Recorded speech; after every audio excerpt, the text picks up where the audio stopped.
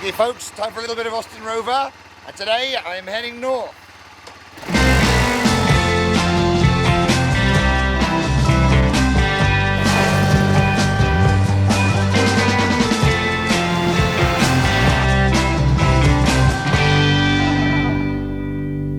The Telford International Centre doesn't look too sensational, but what I craved was inside, and I simply couldn't wait. Now you might think that the classic dirt bike show is not exactly the home base for an adventure motorcyclist, but you'd be wrong.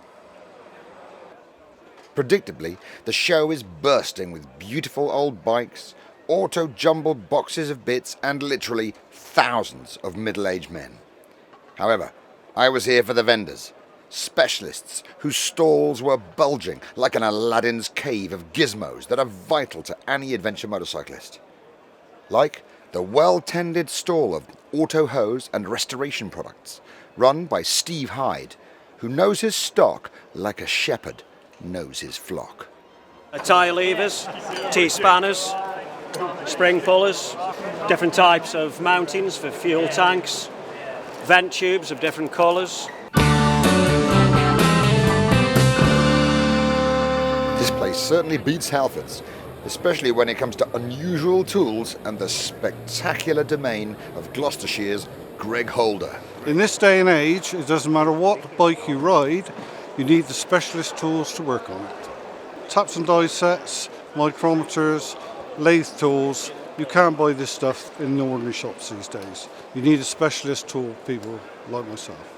Fuel filters paper, fuel filters gauze, fuel filters sintered bronze, T-pieces for balance pipes, fuel taps, fuel pipe cotton braided, fuel pipe rubber and fuel pipe polyurethane. Bigger shows like the NEC and Excel are far slicker than this, but they lack the depth and substance of the classic dirt bike show. At Telford, the punters and exhibitors are always knowledgeable about their subject area, be it from nuts and bolts to one-off tanks, from waxed cotton jackets to powder coating, and all this via adventure travel literature. Spark plug caps, sundry rubber and mountings, stainless steel locking wire, brake bleeding kits, battery retaining straps, rubber.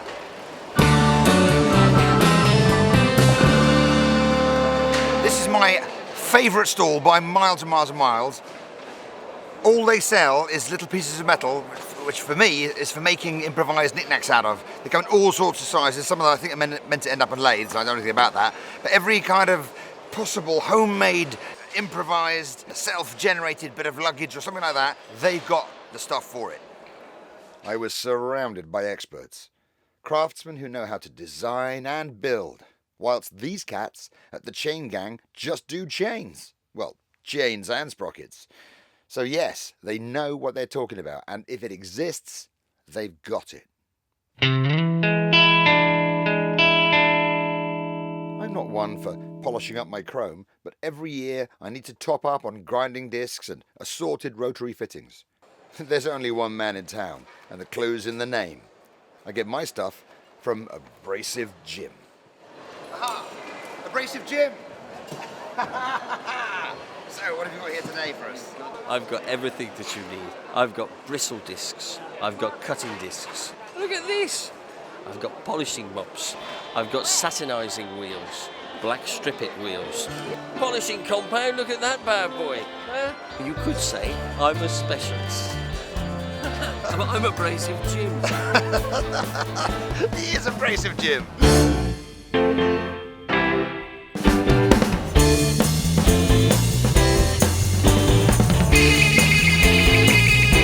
So, a chance to show off my haul from Telford. These are some of the things I bought. 4 foot of rubber petrol hose, beautiful.